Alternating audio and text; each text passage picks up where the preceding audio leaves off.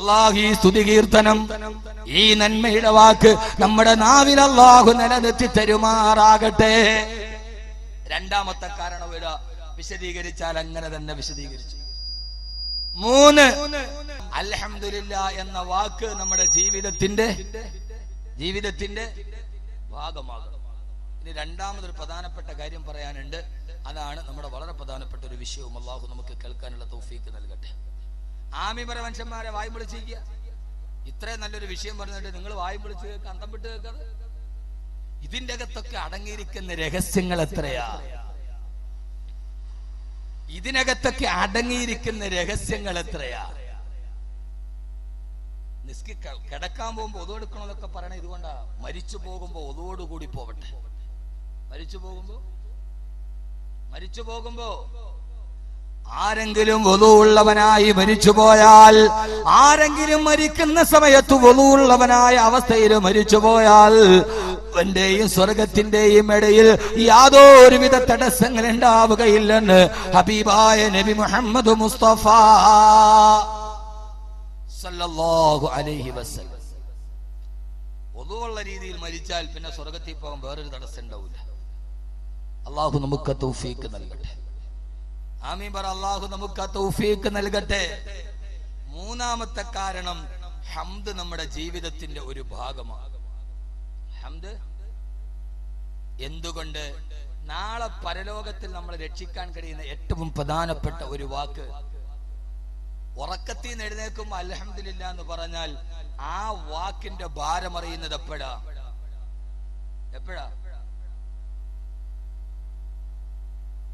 ആ വാക്കിന്റെ ഭാരം നമ്മൾ തിരിച്ചറിയും. എന്തെങ്കിലും പറഞ്ഞിട്ട് പോവാനല്ല, പ്രയോജനകരമായ ചില കാര്യങ്ങൾ പങ്കുവെക്കാൻ. കേൾക്കുന്ന അല്ലാഹു നമുക്ക് ജീവിതത്തിൽ പകർത്താനുള്ള തൗഫീക്ക് നൽകട്ടെ, എനിക്കും നിങ്ങൾക്കും.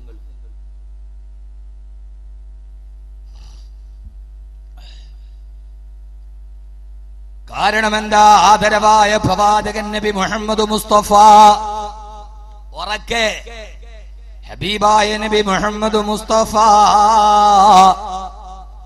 താജ്ദാരെ മദീന നബി മുഹമ്മദ് മുസ്തഫ സല്ലല്ലാഹു അലൈഹി വസല്ലമ ഒരു ദിവസം ആയിഷ റളിയല്ലാഹു തആല അൻഹ അല്ലാഹുവിന്റെ റസൂൽ പള്ളിയിൽ നിസ്കാരം കഴിഞ്ഞ് തിരിച്ചു വരവേ ആയിഷ റളിയല്ലാഹു തആല നിസ്കാരപ്പാലിരുന്ന് പൊട്ടിക്കരയാ. ഹബീബായ നബി ചോദിച്ചു, ആയിഷ കരയുന്നതെന്തിനാ? ആ സമയത്ത് ആയിഷ റളിയല്ലാഹു അൻഹയുടെ മറുപടി, യാ റസൂലല്ലാഹ്, പരലോകമൊത്തിട്ട് കരഞ്ഞതാ നബിയേ. ഇതാണ് വീട്, ഇതാണ് പ്രതിഭാലോകത്തിന്റെ ആഖിറത്തിന്റെ കുടുംബം. ഭർത്താവ് പള്ളിയിൽ നിസ്കാരത്തിന് പോയി, വീട്ടിലിരിച്ച് നിസ്കരിക്കുന്ന ഭാര്യ പരലോകമൊത്തിട്ട് പൊട്ടിക്കരയുകയാ. എന്തിനാണ് ആയിഷ കരയുന്നത് നബിയേ? പരലോകമൊത്തിട്ട് കരഞ്ഞതാണ് നബിയേ. ആഖിറമൊത്തിട്ട് കവിൾ തടത്തിലൂടെ ഒരു തുള്ളി കണ്ണുനീര് വന്ന ആളുകൾ അവിടെ ഞാനും നിങ്ങളും അതിൽ സമന്മാരാ. എന്തിനാണ് ആയിഷ പരലോകമൊത്തത്? അല്ലാഹുവിന്റെ റസൂല് തിരുദൂതരേ സല്ലല്ലാഹു അലൈഹി വസല്ലം, നാളെ പരലോകത്ത് ഞാൻ വന്നു നിൽക്കുമ്പോ, ഒരു ചാൺമുകളിൽ സൂര്യൻ ഉദിച്ചു നിൽക്കുമ്പോ, ആ സമയത്ത് പരലോകത്ത് ആയിഷേകയാകുമ്പോ എന്നെ സഹായിക്കാൻ അങ്ങുണ്ടാകുമോ തിരുദൂതരേ? ചോദ്യത്തിന് മറുപടിയായി പരലോകത്തിന്റെ നായകന്റെ പ്രതിപ്രവചനം വന്നു. അല്ലാഹുവിന്റെ റസൂല് പറഞ്ഞു, ആയിഷ, നാളെ പരലോകത്ത് 3 സ്ഥലങ്ങളിൽ, നാളെ പരലോകത്ത് 3 സ്ഥലങ്ങളിൽ ഒരാളും മറ്റൊരാളെ തിരിഞ്ഞു നോക്കില്ല ആയിഷ. വലാ തദിറു വാസിറത്തുൻ വിസ്റ ഉഖറാ വലൈസ ലിൽഇൻസാനി ഇല്ലാ മസാ. അന്ന് അവനവൻ പ്രവർത്തിച്ച കർമ്മങ്ങളല്ലാതെ ഒരാൾക്കും ഒരാളെ സഹായിക്കാൻ പറ്റാത്ത 3 അവസ്ഥകൾ പരലോകത്തുണ്ടായിഷ. അതിലൊന്നാമത്തേതായിട്ട് നബി സല്ലല്ലാഹു അലൈഹി വസല്ലമ പറഞ്ഞത്. ബാക്കി 2 വിശദീകരിക്കാനുള്ള സമയം എന്റെ മുമ്പിലില്ല.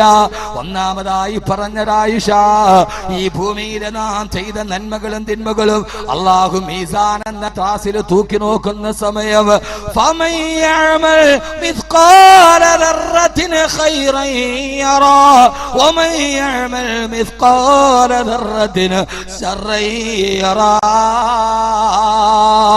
ആയിഷ, ഒരണുമണി തൂക്കം നന്മ ഈ ഭൂമിയിൽ ചെയ്തിട്ടുണ്ടെങ്കിൽ അത് മീസാൻ എന്ന ത്രാസിന്റെ ഭാഗത്തേക്ക് നിൽക്കുന്ന സമയം, മീസാൻ എന്ന ത്രാസിന്റെ ചുവട്ടിൽ ആയിഷ, അവിടെ നീ ഉണ്ടെങ്കിൽ നിന്നെ ഞാൻ നോക്കില്ല ആയിഷ, നിന്നെ ഞാൻ പരിഗണിക്കില്ല ആയിഷ എന്ന് ഹബീബായ നബി സല്ലല്ലാഹു അലൈഹി വസല്ലമ പറയവേ ആയിഷ റളിയല്ലാഹു തആല പൊട്ടിക്കരയുകയാ.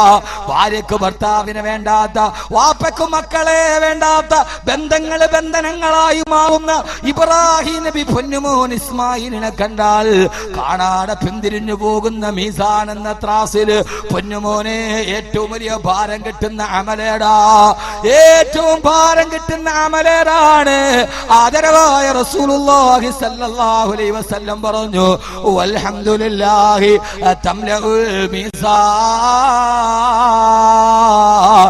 പരമാവധി അൽഹംദുലില്ലാഹ് പറഞ്ഞു, അത് മീസാൻ എന്ന ത്രാസിൽ ഏറ്റവും ഭാരമുള്ള വാക്കാണെന്ന് ഹബീബായ നബി മുഹമ്മദ് മുസ്തഫ. മീസാൻ എന്ന ത്രാസിലെ ഏറ്റവും ഭാരമുള്ള വാക്കാണ് അൽഹംദുലില്ലാഹ് തംലഉൽ മീസാൻ. ബഹുമാനപ്പെട്ട ശൈഖുൽ അംബിയാ നൂഹ് നബി അലൈഹിസ്സലാത്തു വസ്സലാം പറഞ്ഞില്ലേ, വഖാലുൽ ഹംദുലില്ലാഹില്ലദീ നജാനാ മിനൽ ഖൗമിൽ ളാലിമീൻ. ഇതൊന്നും വാക്കവിയുടെ വാക്കല്ല, അള്ളാന്റെ ഖുർആന്റെ ആയത്താണ്. നൂഹ് നബി പറഞ്ഞില്ലേ, അല്ലാഹുവേ അൽഹംദുലില്ലാഹ്, ഈ അവിശ്വാസികളിൽ നിന്ന് നീ എന്നെ രക്ഷിച്ചല്ലോ അല്ലാ. ജലപ്രളയത്തിന് സർവ്വതും മുങ്ങിത്താടുമ്പോ ആ സമയത്ത് നൂഹ് നബി പറഞ്ഞു, റബ്ബേ നിനക്കാണ് സ്തുതി, അതിൽ നിന്ന് നീ എന്നെ രക്ഷിച്ചല്ലോ അല്ലാ. 86ാമത്തെ വാർദ്ധക്യത്തിന്റെ വയസ്സിൽ പൊന്നുമോനായ ഇസ്മായിലിനെ കൊടുത്തപ്പോ ആ സമയത്ത് ഇബ്രാഹിം നബി പറഞ്ഞിടെന്താ, അൽഹംദുലില്ലാഹില്ലദീ വഹബ ലീ അലൽ കിബരി ഇസ്മാഈല വ ഇസ്ഹാഖ്. 86 വയസ്സായ ഈ വയോവൃദ്ധന് ഒരു തലമുറ അന്യാധീനപ്പെട്ടു പോകാതിരിക്കാൻ ഒരു പൊന്നുമോനെ എനിക്ക് തന്ന അല്ലാഹ്, അൽഹംദുലില്ലാഹ്. ഇബ്രാഹിം നബിയും പറഞ്ഞു, അതുകൊണ്ട് പ്രിയപ്പെട്ട എന്റെ മുമ്പിലിരിക്കുന്ന വയസ്സന്മാരെ, നിങ്ങൾക്ക് മക്കളെ തന്നതിന്റെ പേരിൽ അൽഹംദുലില്ലാഹ് പറയണം. എന്റെ പ്രിയപ്പെട്ട ആളുകളെ, അപകടത്തിൽ നിന്ന് രക്ഷപ്പെട്ടതിന്റെ പേരിൽ അൽഹംദുലില്ലാഹ് പറയണം. എന്റെ മുമ്പിൽ എഞ്ചിനീയറിംഗിന് പഠിച്ച, MBBS പഠിക്കുന്ന കുട്ടികളുണ്ട്, പൊന്നുമക്കളെ പറയണം. വലഖദ് ആതൈനാ ദാവൂദ വസുലൈമാന ഇൽമാ വഖാലുൽ ഹംദുലില്ലാഹില്ലദീ ഫളലനാ അലാ കസീരിൻ മിൻ ഇബാദിഹിൽ മുഅ്മിനീൻ. ദാവൂദ് നബി, സുലൈമാൻ നബി അൽഹംദുലില്ലാഹ് പറഞ്ഞു. ഇതെന്തോ ഒരു വാക്കാണ്. അല്ലാഹുവേ അല്ലാഹുവേ അല്ലാഹുവേ, ഈ ഒരു വാക്കിന്റെ അർത്ഥം മാത്രം ഞാൻ എങ്ങനെയാണ് ഈ സമയത്ത് പറഞ്ഞു തീർക്കുക? അതുകൊണ്ട് അല്ലാഹുവിന്റെ റസൂൽ നബി മുഹമ്മദ് മുസ്തഫ, ഹബീബായ നബി മുഹമ്മദ് മുസ്തഫ, ഹബീബായ നബി മുഹമ്മദ് മുസ്തഫ സല്ലല്ലാഹു അലൈഹി വസല്ലമ ഏത് സമയത്തും പറഞ്ഞില്ലേ, വാഹനത്തിൽ കയറിയാ പറയണം സുബ്ഹാനല്ലദീ സഖറ ലനാ ഹാദാ വമാ കുന്നാ ലഹു മുഖ്രിനീൻ എന്ന് പറഞ്ഞിട്ട് 3 പ്രാവശ്യം അൽഹംദുലില്ലാഹ് അൽഹംദുലില്ലാഹ് അൽഹംദുലില്ലാഹ്. മലമൂത്ര വിസർജനത്തിന് പോയാൽ പറയണം അൽഹംദുലില്ലാഹില്ലദീ അദ്ഹബ അന്നിയല്ലദാ വഅഫാനി. ഒരു ഗ്ലാസ് വെള്ളം കുടിച്ചു കഴിഞ്ഞാ പറയണം അൽഹംദുലില്ലാഹില്ലദീ ജഅലൽ മാഅ തഹൂറാ. അൽഹംദുലില്ലാഹ് അൽഹംദുലില്ലാഹ് അൽഹംദുലില്ലാഹ്. എന്തിനേറെ സഹോദരങ്ങളെ, ഒരു രോഗിയെ കണ്ടാൽ ആ സമയത്തും പറയണം അൽഹംദുലില്ലാഹില്ലദീ ആഫാനി മിമ്മബ്തലാക ബിഹി. ഒരു ക്യാൻസർ രോഗിയെ കണ്ടാ, ഏതെങ്കിലും ഒരു രോഗമുള്ള മനുഷ്യനെ കണ്ടാ ഇത് പറഞ്ഞിട്ടുണ്ട് ബഹുമാനപ്പെട്ട ശൈഖുൽ അംബിയാ നൂഹ് നബി അലൈഹിസ്സലാത്തു വസ്സലാം പറഞ്ഞില്ലേ, വഖാലുൽ ഹംദുലില്ലാഹില്ലദീ നജാനാ മിനൽ ഖൗമിൽ ളാലിമീൻ. ഇതൊന്നും വാക്കവിയുടെ വാക്കല്ല, അള്ളാന്റെ ഖുർആന്റെ ആയത്താണ്. നൂഹ് നബി പറഞ്ഞില്ലേ, അല്ലാഹുവേ അൽഹംദുലില്ലാഹ്, ഈ അവിശ്വാസികളിൽ നിന്ന് നീ എന്നെ രക്ഷിച്ചല്ലോ അല്ലാ. ജലപ്രളയത്തിന് സർവ്വതും മുങ്ങിത്താടുമ്പോ ആ സമയത്ത് നൂഹ് നബി പറഞ്ഞു, റബ്ബേ നിനക്കാണ് സ്തുതി, അതിൽ നിന്ന് നീ എന്നെ രക്ഷിച്ചല്ലോ അല്ലാ.